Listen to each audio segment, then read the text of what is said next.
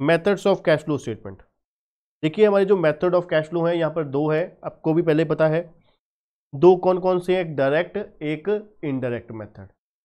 ठीक है जी, डायरेक्ट और इनडायरेक्ट मेथड है हमारा कैश फ्लो का। और AS3 कहते हैं स्पेसिफाई करता है method of preparation of cash flow statement की, डायरेक्ट और इनडायरेक्ट दोनों की दोनों मेथड AS3 स्पेसिफाई करता है कि दो मेथड से हम क्या करते हैं, कैश फ्लो स्टेटमेंट बनाते हैं।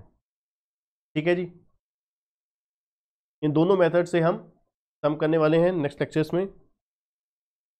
हाँ जी, सबसे इंपॉर्टेंट चीज ये जो कैश फ्लो स्टेटमेंट है ना हमारी, देखा देखो हमने शुरुआत में हमने बात करी, जो मैंने एक्सप्लेन करते करते मैं रुक गया आपको।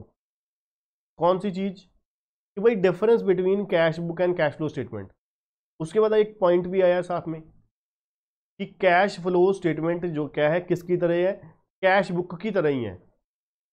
कैश बुक की तरह ही है। क्यों कैश बुक की तरह? क्योंकि कैश बुक में भी सिर्फ हम क्या बताते हैं कि कितना कैश आ रहा है, कितना कैश जा रहा है, वो बताया जाता है। और कैश फ्लो स्टेटमेंट में भी क्या बताया जा रहा है, कितना कैश आ रहा है, कितना पैसा जा रहा है। तो फिर डिफरेंस क्या हुआ, क्या जरूरत पड़ गई, रीजन क्या है जिसकी वजह से कैश फ्लो स्टेटमेंट की जरूरत पड़ गई? कैश फ्लो स्टेटमेंट बताने की जरूरत क्या थी अगर कैश फ्लो स्टेटमेंट ने ही वही बताना है जो कैश बुक ने बताना है? तो उसका सबसे बड़ा कारण ये है कि कैश फ्लो जो है स्टेटमेंट जो है, वो कैश का फ्लो जो है वो बताती है उसकी एक्टिविटी के अकॉर्डिंग। कैश का फ्लो जो है उसका टोटल फ्लो इन है या आउट है, उसको तीन कैटेगरी में डिवाइड कर देती है। कैश फ्लो स्टेटमेंट कैश के फ्लो को तीन कैटेगरी में डिवाइड कर देती है। पहला ऑपरेटिंग एक्टिविटी, दूसरा इन्वेस्टिंग एक्टिविटी, तीसरा फाइनेंसिंग एक्टिविटी। ठीक है जी, तीसरा फाइनेंसिंग एक्टिविटी। तीन एक्टिविटी है, ऑपरेटिंग, इन्वेस्टिंग और फाइनेंसिंग। पूरी कोई भी बिजनेस कंसर्न है, कोई भी मैन्युफैक्चरिंग है, ट्रेडिंग है, सर्विस सेक्टर है, सभी की सभी बिजनेस ऑर्गेनाइजेशन की जो कैश फ्लो होता है वो तीन कैटेगरी में डिवाइड होता है। कैश का इन और आउटफ्लो जो है तीन कैटेगरी में डिवाइड किया जाता है कैश फ्लो स्टेटमेंट के अकॉर्डिंग। वो कैसे? पहला क्या है? Operating activity. ऑपरेटिंग एक्टिविटी में कौन सी आती हैं जी? सबसे पहले हम बड़े आराम से प्यार से सिंपल सिंपल तरीके से बात करेंगे ऑपरेटिंग एक्टिविटी में कौन सी चीजें आती हैं। ठीक है जी, तो ये हमारी सारी जो क्या है ऑपरेटिंग एक्टिविटी थी, जो हमारा मेन बिजनेस कोर फंक्शन है। कोई मान लीजिए आपकी मैन्युफैक्चरिंग कंसर्न है, मैन्युफैक्चरिंग कंसर्न क्या करती है? मैन्युफैक्चरिंग करके प्रोडक्ट सोल्व करती है। तो जो प्रोडक्ट सेल करा वो उनकी ऑपरेटिंग इनफ्लो हो गई, उससे पैसा जो आया, कैश सेल करके क्रेडिट सेल करके जो पैसा आया, ठीक है, कस्टमर से पैसा आया, वो उनकी ऑपरेटिंग इनफ्लो हो गई। आउटफ्लो क्या है? रॉ मटेरियल परचेज किया, लेबर, ओवरहेड्स पेमेंट करी, ये सारी की सारी बिजनेस रिलेटेड जो खर्चे हुए वो सारे के सारे क्या है? ऑपरेटिंग के पार्ट हैं। ठीक है जी, ऑपरेटिंग एक्टिविटी का पार्ट है। ऑपरेटिंग में कौन सी चीजें आती हैं? जो मेन बिजनेस एक्टिविटी है। अब बैंक है, बैंक का बिजनेस एक्टिविटी क्या है? बैंक का मेन काम क्या है? लोगों से पैसा लेना और लोगों को ही आगे पैसा देना। अब उन्होंने इंटरेस्ट पे किया है तब भी ऑपरेटिंग एक्टिविटी है, इंटरेस्ट रिसीव हुआ है तब भी ऑपरेटिंग एक्टिविटी है। क्योंकि अब लोन से जो पैसा लिया है, मान लीजिए उन्होंने इन्वेस्टमेंट करी है, आगे उन्होंने आगे किसी कंपनी में इन्वेस्टमेंट करी है, वो उनकी इन्वेस्टिंग एक्टिविटी का पार्ट होगा। ठीक है ना। ऑपरेटिंग में क्या है? जो मेन बिजनेस, बैंक का मेन काम क्या है? बैंक का मेन काम यही है ना, हमने क्या पढ़ा था, फाउंडेशन में भी पढ़ा हुआ है ना, और +1 +2 में भी है अपना बैंक्स। बैंक का आपने commercial bank and reserve bank पढ़ा हुआ होगा चैप्टर +1 या +2 में। वहां पर क्या पढ़ा? प्राइमरी फंक्शन क्या है? Accepting the deposits and granting the loans. हर एक बैंक का प्राइमरी फंक्शन क्या है? Accepting the deposits and granting the loan to the public, कि लोगों का पैसा आगे लोगों में ही दे देना। यही तो करते हैं ना सरकारी प्राइवेट सभी बैंक। क्या करते हैं? छोटे छोटे डिपॉजिटर से पैसा लेते हैं, राइट। डोमेस्टिक मतलब सेविंग अकाउंट के थ्रू, बचत खाता के थ्रू क्या करते हैं? लोगों से पैसा एक्सेप्ट करते हैं, उनका जमा करते हैं, और बिजनेसमैन को, बड़ी बड़ी कंपनियों को, लोगों को लोन देते हैं अच्छी ब्याज दर पर, आपको मिलता है 3-4% ब्याज, उनको अगले बेचते हैं कितना, लोन देते हैं कितने ब्याज दर पर, 10-12-15% लोन पर ब्याज पर, तो डबल इंटरेस्ट कमाते हैं सेम अमाउंट के ऊपर ही। आप ही का पैसा, लोगों का पैसा लोगों को ही बांट के अर्निंग करते हैं, वो सिर्फ क्या है, रिस्क कंपनी का, बैंक का रिस्क, ठीक है ना, और अदर फंक्शनिंग करके। तो ये क्या है, ये ऑपरेटिंग एक्टिविटी है, जो मेन बिजनेस प्रोसेस होता है, बिजनेस ऑपरेशन होता है, उससे पैसा आया या गया, that is called operating activity. ठीक है जी, कोई भी हमारा बिजनेस फंक्शन है, देखिए हमने 3-4 एग्जांपल ले ली, बैंक की एग्जांपल भी ले ली, मैन्युफैक्चरिंग सेक्टर की ले ली, मैंने आपको अपने सर्विस सेक्टर की भी एग्जांपल दे दी। ठीक है जी, कहते operating activities are the principal revenue producing activity of the enterprise and other activity that are not investing in financing, जो क्या है इन्वेस्टिंग और फाइनेंसिंग नहीं है। जैसे कि मैंने आपको कहा, बैंक ने जो लोन दिया वो कोई इन्वेस्टिंग या फाइनेंसिंग नहीं है, उससे इंटरेस्ट आया, उससे इंटरेस्ट आया या इंटरेस्ट गया, इंटरेस्ट पेड हुआ या रिसीव हुआ, वो क्या है, उनकी ऑपरेटिंग एक्टिविटी का पार्ट है। ठीक है जी, जो क्या है इन्वेस्टिंग और फाइनेंसिंग नहीं है। Following are the example of cash flow from the operating activity, cash receive हुए सेल गुड्स सोल्ड करने से या सर्विसेज एंटर करने से, कैश रिसीव हुआ रॉयल्टी से, फी से, कोई कमीशन आई है या अदर रेवेन्यूज हैं। ठीक है जी, अब आप कहोगे कमीशन कैसी, अब मान लीजिए जो सेलर है, कोई इंटरमीडियरी है जो हमारी पेन ड्राइव क्लासेस बिकवाते हैं, बड़ी कंपनियां हैं, अब जो ये बड़ी कंपनियां हमारी पेन ड्राइव क्लासेस सोल्ड करवाती हैं, वो क्या करती हैं, कमीशन लेती हैं। अब उनके लिए वो कमीशन क्या है, ऑपरेटिंग एक्टिविटी है। ठीक है जी, अब हम आपसे जो फीस ले रहे हैं ये हमारी ऑपरेटिंग एक्टिविटी है। ठीक है जी, cash payment to the supplier for the goods and services, ये क्या है, आपकी आउटफ्लो हो गई। अब cash payment to the payment to और on the behalf of employee, employee को पेमेंट करी है, ये एम्प्लॉई के बिहाफ पे हमने क्या है, कुछ फंड्स वगैरह में पैसा जमा करवाया, प्रोविडेंट फंड वगैरह, वेलफेयर फंड में। ठीक है जी, ये क्या है, ऑपरेटिंग एक्टिविटी आउटफ्लो है। ठीक है जी, कोई कैश रिसीव हुआ है, payment on the insurance enterprise for the premium and claim annuities and other policy benefits. ठीक है जी, कोई इन कैश पेमेंट और refund of income tax unless they can be specifically identified with the financing and investing activity। अगर साफ साफ लिखा है कि ये इन्वेस्टिंग और फाइनेंसिंग के रिलेटेड है इनकम टैक्स, ठीक है जी, तो फिर वो किसका आएगा, इन्वेस्टिंग और फाइनेंसिंग का, अदरवाइज क्या है, ऑपरेटिंग।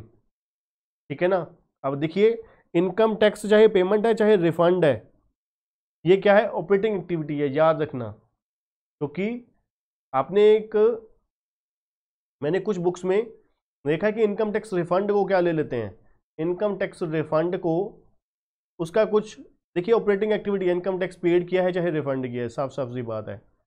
ठीक है जी, क्योंकि वो कौन से केस में होगा, जब आपने याद होगा अपने प्लस वन में जो जनरल एंट्री करी, वहाँ पर इनकम टैक्स पेड की क्या एंट्री होती थी, drawings account debit to cash.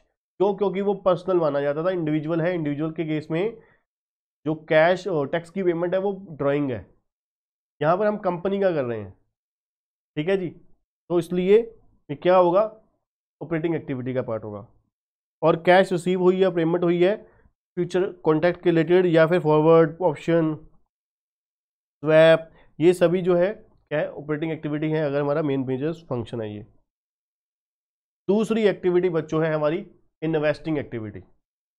अब देखिए, अब हमें बिजनेस चलाने के लिए कुछ इन्वेस्टमेंट्स करनी होती हैं, कुछ हमें इन्वेस्टमेंट्स करनी पड़ती हैं। अब आप, बड़ी सिंपल सी बात है, हमारे सर्विस सेक्टर में लगा लीजिए चाहे आप मैन्युफैक्चरिंग में लगा लीजिए, बिना इन्वेस्टमेंट के आप कोई भी व्यापार नहीं कर सकते, कोई भी काम नहीं कर सकते। वो कैसे, हमें मान लीजिए क्लासेस रिकॉर्ड करनी है, आपको क्लासेस सोल्ड करनी है, तो हमें क्या किया, पहले हमने पूरा सेटअप क्रिएट किया, सभी टेक्नोलॉजी, सभी जो जितने भी बीच में इंटरमीडियरी हैं, क्लासेस इंक्रिप्शन के लिए सॉफ्टवेयर जिनके थ्रू आप जो हमारा वीडियोस देख रहे हो, ठीक है जी, एडिटिंग के लिए पर्सन चाहिए, ठीक है, कैमरा वगैरह चाहिए, लैपटॉप, कंप्यूटर, सब कुछ इतना सा इक्विपमेंट चाहिए, इन्वेस्टमेंट ही तो है ये।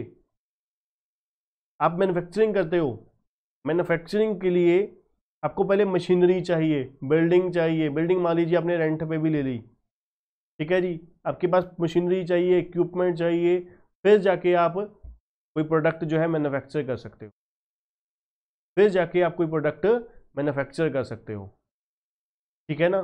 मतलब बड़ी ही सिंपल सी चीज है। इन्वेस्टमेंट क्या है? इन्वेस्टमेंट गिनती की, नंबर एक, इन्वेस्टिंग एक्टिविटी में गिनती की 3 आइटम आएंगी और उनके रिलेटेड एक और चीज। नंबर एक क्या है? Fix assets, fix assets. Number दो, इन्वेस्टमेंट। आपने फिक्स एसेट परचेज करी है या फिक्स एसेट सोल्ड करी है, that is called investing activity. Investing क्या होता है जी? मान लीजिए आपने लैपटॉप खरीदा, क्या वो खर्चा है? आप उसको खर्चा मत गिनिए। खर्चा कहाँ से है यार? खर्चा क्या होता है? आप मूवी हॉल गए, टिकट ली 200 रुपये की, पॉपकॉर्न वगैरह खाए, कुछ खाया 100-200 रुपये का, 400 रुपये 500 रुपये खर्च करके घर पे आ गए जी 500 रुपये उड़ा के, दैट इज कॉल्ड एक्सपेंडिचर। आपने लैपटॉप खरीदा, अब 500 रुपये की सपोज कीजिए पेन ड्राइव खरीद लिया आपने, ठीक है जी, 500 रुपये की ये पेन ड्राइव जो है आपको लॉन्ग टर्म बेनिफिट देगी, ये इन्वेस्टमेंट है। लैपटॉप खरीदा आपने, ये आपकी इन्वेस्टमेंट है, ना कि एक्सपेंडिचर है, ठीक है जी। जो आपने इन्वेस्टमेंट करी है ये क्या है? जो लॉन्ग टर्म बेनिफिट देती है। अब उसमें कौन सी चीज़ें आती हैं सर? दो आती हैं, आपको भी पता है, फिक्स एसेट और इन्वेस्टमेंट। और तीसरी चीज़ यहाँ पे क्या है? अब फिक्स एसेट के लिए तो कोई इनकम आएगी नहीं, इन्वेस्टमेंट आप कहीं पे करोगे उसके लिए पैसा आएगा, that is called investing activity. मतलब आप किसी कंपनी के शेयर या डिवेंचर खरीदोगे, उससे आपको इनकम रिसीव होगी, उससे आपको पैसा आएगा, दैट इज कॉल्ड इंटरेस्ट या डिविडेंड। इंटरेस्ट या डिविडेंड आएगा आपको, वो क्या है? आपकी इन्वेस्टिंग एक्टिविटी है, ठीक है जी। इंटरेस्ट रिसीव हुआ है या इंटरेस्ट अर्नड हुआ है और डिविडेंड रिसीव हुआ है, इंटरेस्ट रिसीव हुआ है, that is called investing activity, ठीक है जी, इन्वेस्टिंग एक्टिविटी। नंबर 3 बच्चों, अब पहले इन्वेस्टिंग एक्टिविटी में पढ़ लेते हैं फटाफट। Investing activity are the acquisition and disposal of long term assets and other investment. मतलब मैं आपको पहले ही बता चुका हूं, दो ही चीजें हैं सिर्फ। कौन कौन सी? नंबर एक, फिक्स एसेट, नंबर दो,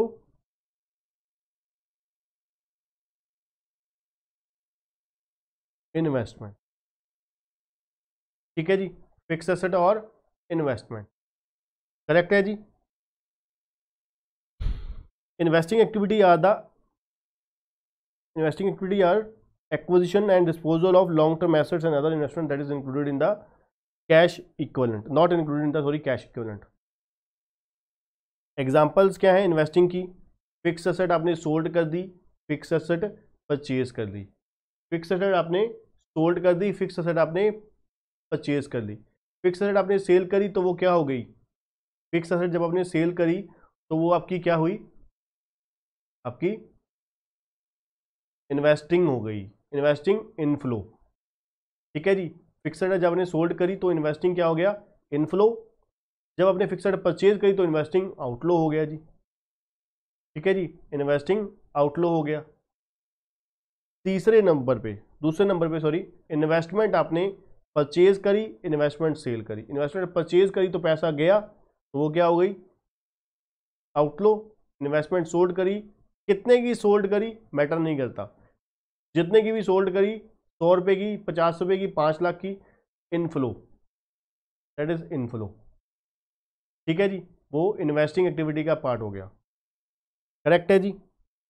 और तीसरे नंबर पे क्या था? इंटरेस्ट या डिविडेंड रिसीव हुआ है इन्वेस्टमेंट से। परचेज और sale of fix asset, non trading investment. Non trading मतलब लॉन्ग टर्म इन्वेस्टमेंट, आप उस इन्वेस्टमेंट को रखना चाहते थे लॉन्ग टर्म के लिए, ठीक है जी। अगेन इन प्रॉफिट और loss on sale of fixed asset और इन्वेस्टमेंट डजंट मैटर। 1 लाख रुपए की इन्वेस्टमेंट 90,000 में बेच दी, 1 लाख की इन्वेस्टमेंट 90,000 में बेच दी, कितने की बिकी? 90,000। पैसा आया कितना? 90,000। तो 90,000 क्या है? इनफ्लो। 90,000 क्या है? इनफ्लो।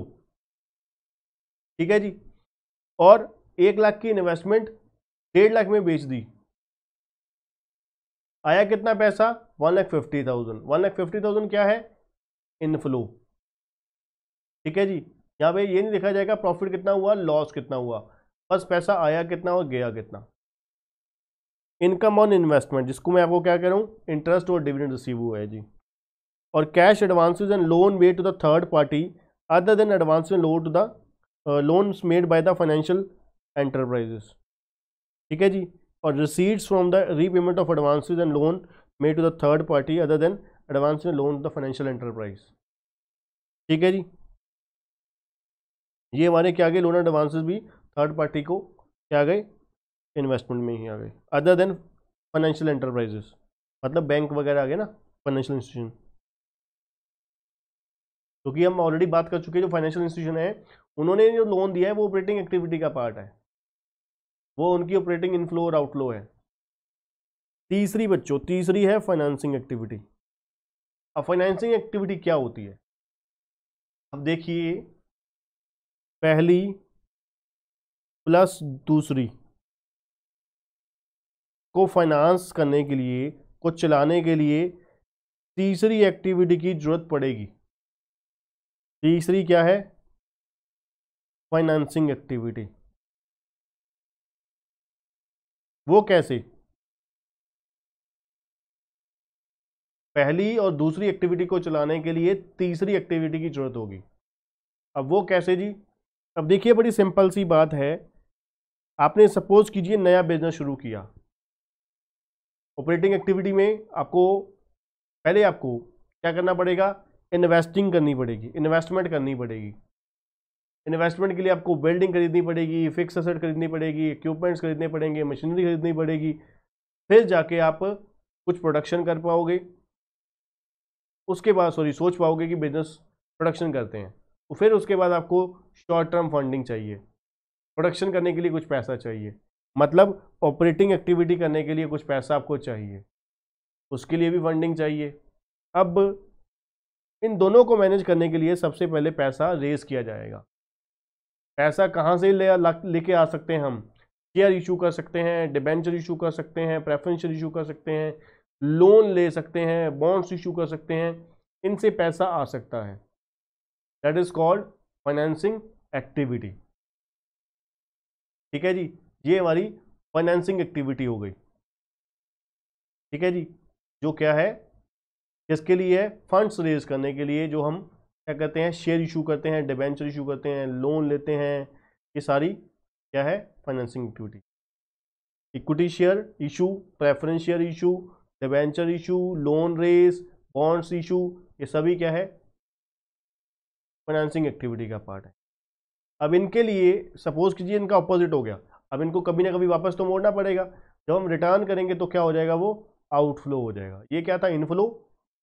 इन्हीं को equity share, preference share, debentures, bonds और लोन, ये सभी चीजें हमने जब इशू करी तो पैसा आया, इनफ्लो हुआ। जब रिडीम करी, शेयर बायबैक करे, लोन रीपे किया, तो वो क्या हो गया? आउटफ्लो हो गया। ये क्या है? फाइनेंसिंग एक्टिविटी है। ठीक है जी। अब इनके ऊपर आपको पता है, इक्विटी शेयर के ऊपर हम डिविडेंड पे करते हैं, प्रेफरेंस शेयर के ऊपर डिविडेंड पे करते हैं, डिबेंचर, बॉन्ड्स और लोन के ऊपर क्या पे करते हैं? इंटरेस्ट पे करते हैं। अब ये जो पेमेंट करी है, ये क्या है? फाइनेंसिंग एक्टिविटी है। इंटरेस्ट पे किया है या डिविडेंड पे किया है, ये भी फाइनेंसिंग एक्टिविटी। ठीक है जी। इंटरेस्ट पेड, डिविडेंड पेड, ये भी फाइनेंसिंग एक्टिविटी है। क्या है? आउटफ्लो। याद रखना, ये हम लोग गलती कर जाते हैं। इंटरेस्ट रिसीव हुआ है, इंटरेस्ट रिसीव किसके लिए हुआ है? इन्वेस्टमेंट के लिए हुआ है, तो वो क्या हो गई? इन्वेस्टिंग एक्टिविटी हो गई। इन्वेस्टिंग एक्टिविटी हो गई। इंटरेस्ट पेड किया है किसके लिए, लोन, डिबेंचर, इक्विटी, प्रेफरेंस के लिए, तो ये क्या हो गई, फाइनेंसिंग एक्टिविटी होगी, आउटफ्लो हो गया जी। ठीक है, financing activity are activities those result in the changes in the size and composition of owners capital. Owners capital ही चेंज हुई ना, जिससे मान लीजिए इक्विटी या प्रेफरेंस इशू करे तो ऑनर्स कैपिटल चेंज होगी, तब भी आपने डिबेंचर, लोन वगैरह लिया है, उससे भी क्या होगा, रेशियो चेंज हो जाएगी ऑनर्स कैपिटल की, right. That is including preference share in case of company and borings of the enterprise. ठीक है जी, मैं आपको ऑलरेडी बता चुका हूँ, शेयर या सिमिलर इंस्ट्रूमेंट जो क्या है हमने इशू करे हैं वो आ जाएंगे फाइनेंसिंग एक्टिविटी में। कैश प्रोसीड हुआ है डिबेंचर, लोन, बॉन्ड्स और अदर शॉर्ट टर्म बोरोइंग से। ठीक है जी, कैश रीपेमेंट करी है जो अमाउंट की, रिडम्पशन मतलब कुल मिला के क्या हुआ, share issue, share buyback, preferential issue, preferential redeem, bonds या डिबेंचर इशू, बॉन्ड्स या डिबेंचर रिडीम, लोन टेकन या लोन रीपे, ये क्या है, फाइनेंसिंग एक्टिविटी। और लास्ट क्या है, इंटरेस्ट या डिविडेंड पे किया है इन सभी के ऊपर, that is called financing activity. ये चीज़ें पेमेंट जो है, इनफ्लोज और आउटफ्लो है फाइनेंसिंग एक्टिविटी का पार्ट। ठीक है जी, तो ये तीनों हमारी एक्टिविटी हुई, ऑपरेटिंग, इन्वेस्टिंग और फाइनेंसिंग। ऑपरेटिंग एक्टिविटी में कौन सी सारी चीज़ें आती हैं, जो हमारी बिजनेस के साथ रिलेट करती हैं, जो हमारा main business activity, main business function है, मेन बिजनेस कोर एक्टिविटी है, उसके रिलेटेड इनफ्लो और आउटफ्लो है, वो हमारा किसका पार्ट है, ऑपरेटिंग एक्टिविटी का पार्ट है। ठीक है जी, उसके रिलेटेड इनफ्लोज और आउटफ्लो ऑपरेटिंग एक्टिविटी में आएंगी। दूसरा इन्वेस्टिंग, इन्वेस्टिंग में सिर्फ 3 चीज़ें आती हैं, fix asset, investment. Fix asset आपने सेल करी है, परचेज करी है, इन्वेस्टमेंट होल्ड करी है, परचेज करी है, और इंटरेस्ट इनके ऊपर या डिविडेंड रिसीव हुआ है आपको। Investing as the name suggest, investment, investment आपको बताने की जरूरत है, इतने छोटे बच्चे हम लोग नहीं हैं कि हमें ये ना पता हो कि इन्वेस्टमेंट किसको बोलते हैं और खर्चा किसको बोलते हैं। ठीक है ना, आपको क्या, जैसे मैंने एग्जांपल भी दी कि हमें एक्सपेंडिचर और इन्वेस्टमेंट के बारे में क्या डिफरेंस नहीं पता ना। इन्वेस्टमेंट जो होती है वो लॉन्ग टर्म के लिए होती है, लॉन्ग टर्म बेनिफिट देती है, और जो एक्सपेंडिचर होता है वो शॉर्ट टर्म सेटिस्फेक्शन देता है, शॉर्ट टर्म बेनिफिट देता है, that is called short term वाला क्या है, ऑपरेटिंग, और लॉन्ग टर्म क्या है, इन्वेस्टिंग। और तीसरी एक्टिविटी क्या है, फाइनेंसिंग। फाइनेंसिंग में क्या है, फंडिंग, हम शेयर, डिबेंचर, लोन, बॉन्ड्स, इसके लिए, इससे अब अगर हम पैसा रेज कर रहे हैं या रीपेमेंट कर रहे हैं तो वो फाइनेंसिंग एक्टिविटी का पार्ट होगा, और इसके रिलेटेड पेमेंट, इंटरेस्ट या डिविडेंड, वो भी क्या है, फाइनेंसिंग एक्टिविटी का पार्ट है। ठीक है जी, चलिए जी, जैसे कि हम ऑलरेडी बात कर चुके हैं, कुल मिला के हमारे 2 मेथड होते हैं, 2 मेथड होते हैं, एक डायरेक्ट मेथड और एक इनडायरेक्ट मेथड। कैश फ्लो के 2 मेथड है, एक डायरेक्ट एक इनडायरेक्ट। ठीक है जी, पहले हम डायरेक्ट मेथड के बारे में बात करेंगे, इनडायरेक्ट मेथड के बारे में अभी बिल्कुल भी हम डिस्कशन नहीं करेंगे इस पार्ट में।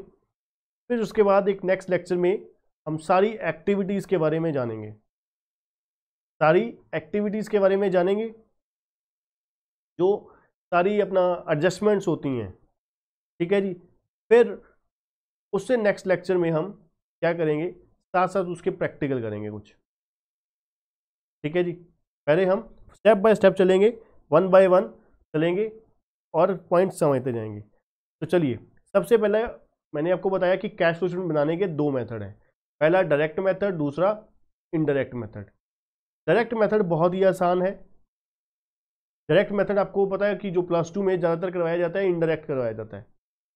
अगर आप डायरेक्ट मेथड करोगे तो आपको लगेगा कि सर ये तो इनडायरेक्ट से बहुत ज़्यादा आसान था, बहुत इजी है। डायरेक्ट मेथड में सिंपल हमें बनाना तो तीनों में ही, दोनों मेथड में क्या है, वही कैश फ्लो स्टेटमेंट में 3 एक्टिविटी बनानी है, ऑपरेटिंग, इन्वेस्टिंग और फाइनेंसिंग। ठीक है जी, डायरेक्ट मेथड में हम क्या करेंगे, तीनों एक्टिविटी पहले बनाएंगे, number 1 operating, number 2 investing, number 3 financing.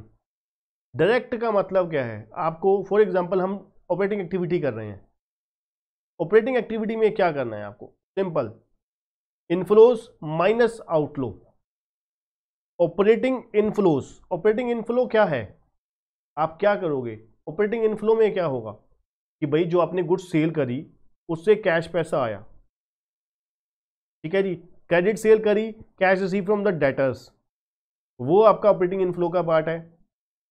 या फिर कोई अदर मिसलिनियस रिसीट्स हुई हैं जो बिजनेस फंक्शन का ही पार्ट है, तो वो आपकी ऑपरेटिंग इनफ्लो हो गई, ठीक है जी। कौन कौन सी, cash sale, cash receive from debtor या अदर मिसलिनियस रिसीट्स हो गई। उसके बाद क्या कर दोगे, माइनस क्या कर दोगे, operating payments, operating outflows, inflow minus outflow. Outflow क्या है, आउटफ्लो क्या है, आपने कोई रॉ मटेरियल परचेज किया उसकी पेमेंट करी क्रेडिटर को, ठीक है जी। कोई एक्सपेंसेस वगैरह, rent, wages, salary, repair, maintenance, office expenses, ये जो सारे पेमेंट करी एक्सपेंसेस की, ये आपकी आउटफ्लो हो गई। इनकम टैक्स पेड किया, वो आपकी आउटफ्लो हो गई। अब क्या करोगे, इनफ्लो जो हुई थी उसमें से आउटफ्लो लेस कर दोगे, दैट इज प्लस या माइनस, पॉजिटिव आ जाएगा रिजल्ट या माइनस आ जाएगा, ठीक है ना। इसका जो बैलेंस आएगा प्लस माइनस आप आइटम करोगे, उसके बाद फाइनल आंसर जो आएगा, अगर आपका देखिए या तो फिर पॉजिटिव आएगा, अगर आपका पॉजिटिव आ गया आंसर तो आप क्या बोलोगे, कैश फ्रॉम ऑपरेटिंग एक्टिविटी, ठीक है जी, कैश फ्रॉम ऑपरेटिंग एक्टिविटी, मतलब कैश फ्रॉम से मतलब है कैश आया है ऑपरेटिंग एक्टिविटी से। अगर आ गया जी माइनस मतलब नेगेटिव, तो फिर हम क्या बोलेंगे, कैश यूज्ड इन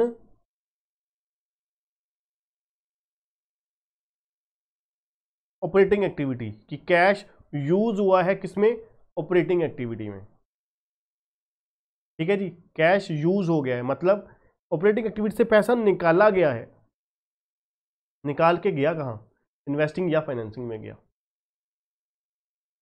ठीक है जी।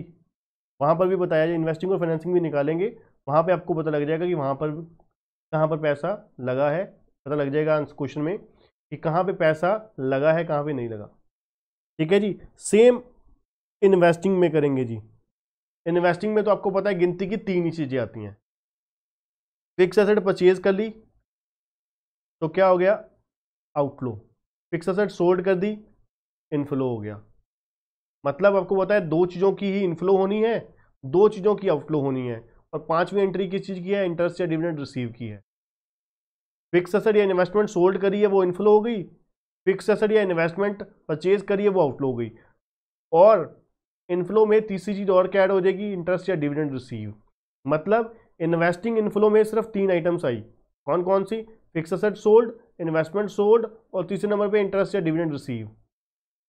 ये इनफ्लो हो गई और दो आउटफ्लो में पेमेंट हो गई, कौन कौन सी, अपना fix asset purchase, investment purchase. तो नेट आंसर आएगा यहां पर भी क्या आएगा, अगर पॉजिटिव आ गया तो क्या लिखेंगे, कैश फ्रॉम इन्वेस्टिंग एक्टिविटी। अगर नेगेटिव आ गया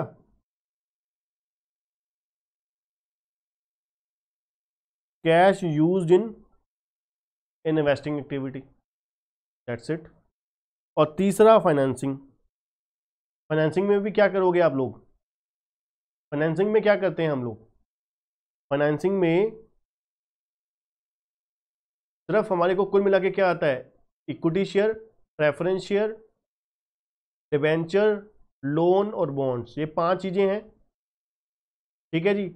इशू करी है तो इनफ्लो हो गया, पेमेंट करी है तो, रिडीम करी है तो आउटफ्लो हो गया, ठीक है जी। इसके बाद लास्ट एंट्री क्या होती है, इंटरेस्ट या डिविडेंड पेड, वो क्या है, आउटफ्लो।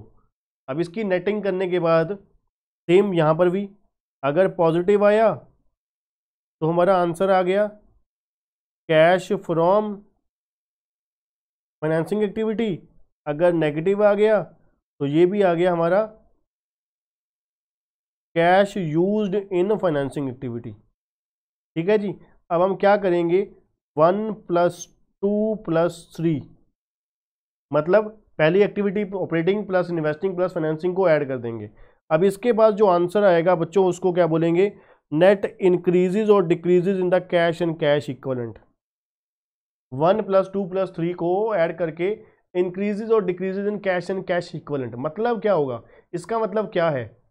इसका मतलब है, मान लीजिए 1 + 2 + 3 का जो बैलेंस है प्लस 50,000 रुपये हो गया। सपोज कीजिए 1 + 2 + 3 का जो बैलेंस है प्लस 50,000 है। इसका मतलब बच्चों ये हुआ कि जो इस साल के दौरान, इस पीरियड के दौरान, जिस पीरियड का हम कैश फ्लो स्टेटमेंट बना रहे हैं, उस पीरियड में जो कैश है वो फालतू आया है, एक्सेस आया है, सरप्लस आया है, कितना? 50,000 रुपीज। सब कुछ लेन देन कर कर आके हमारे पास एक्स्ट्रा कैश बचा है, कितना? सरप्लस कैश कितना है? 50,000 का। अब मान लीजिए सिर्फ 1,000 ओपनिंग पड़ा था। ओपनिंग कितना पड़ा था साल की शुरुआत में? हमारे पास कैश कितना? 1,000। अब इसका मतलब साफ हो गया कि क्लोजिंग कितना होना चाहिए आपका? क्लोजिंग आपके पास कैश कितना है? 51,000। दोबारा बोल देता हूं, 50,000 आया 1 + 2 + 3 का बैलेंस। मतलब क्या है? Net increases in cash and cash equivalent. Increase हुआ है कैश बैलेंस में कितना? 50,000 रुपये का। ठीक है जी, इंक्रीज हुआ है 50,000 रुपये कैश बैलेंस। इसका मतलब क्या हुआ? Increase in cash and cash equivalent, कि आपने जो भी एक्टिविटी करी है ना बिजनेस ऑपरेशन इस साल में, जो भी कुछ हेर फेर करा है, उलट पुलट करा है, इस सब में कुल मिला के आपके पास पॉजिटिव बैलेंस है 50,000 रुपये। सरप्लस कितना है? 50,000 रुपये। ठीक है जी, आपने जो भी गतिविधियां पूरे साल में करी हैं, ट्रांजेक्शन्स करी हैं, एक्टिविटीज़ करी हैं, फंक्शनिंग करी है, 50,000 रुपये फालतू पैसा आपके पास है। खर्चे कुचे पेमेंट वूमेंट ये वो कर के 50,000 एक्स्ट्रा है। अब आप देखोगे कि ओपनिंग कितना था? 1,000। इसका मतलब है मेरे पास क्लोजिंग कितना होना चाहिए? 51। That is cash flow statement. ठीक है जी, पहले हम क्या करेंगे? डायरेक्ट मेथड में सिंपल 3 एक्टिविटी निकालेंगे, प्लस करेंगे तो उसमें भी करेंगे, इनडायरेक्ट मेथड में भी यही कुछ। ठीक है जी, पर यहाँ पर क्या है? सिंपल इनफ्लो और आउटफ्लो जानना है हमने। हमारे को सिर्फ और सिर्फ मतलब है इनफ्लो और आउटफ्लो से, और कोई मतलब नहीं है, किसी चीज़ से कोई लेना देना नहीं है। हमें बस ढूंढना क्या है कि कैश कहाँ पे इन्वॉल्व है। नॉन कैश ट्रांजेक्शन को देखते सर इग्नोर कर देना, हमने अवॉइड, बिल्कुल अवॉइड कर देना, देखना ही नहीं उसकी तरफ। ठीक है जी, तो क्या करेंगे? 1 + 2 + 3 को करेंगे, वो इंक्रीजेज और decreases in cash and cash equivalent आ जाएगा, प्लस ओपनिंग कैश करेंगे, दैट इज क्या आ जाएगा? Closing cash and cash equivalent आ जाएगा। ठीक है जी, अब बच्चों इसके बाद हम, अभी तक हमने क्या किया? कैश फ्लो स्टेटमेंट क्या होता है? 3 कंपोनेंट है, कैश फ्लो और स्टेटमेंट। कैश क्या है? Cash and cash equivalent. Flow क्या है? Changes in the cash, changes in the cash and cash equivalent during the particular period, during the period. Statement क्या है? एक रिटन डॉक्यूमेंट है जो क्या है? सिर्फ डबल एंट्री सिस्टम फॉलो किए बिना क्या बता रहा है? कोई इन्फॉर्मेशन दे रहा है। ठीक है जी, कैश फ्लो स्टेटमेंट में 3 एक्टिविटी है, ऑपरेटिंग, इन्वेस्टिंग और फाइनेंसिंग। ऑपरेटिंग में क्या है? जो हमारी मेन बिजनेस एक्टिविटी होती है उससे इनफ्लो और आउटफ्लो।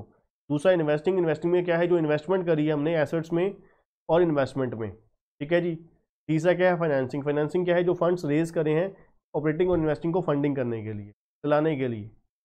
ठीक है जी, नेक्स्ट पार्ट में बच्चों शुरू करते हैं एडजस्टमेंट के साथ।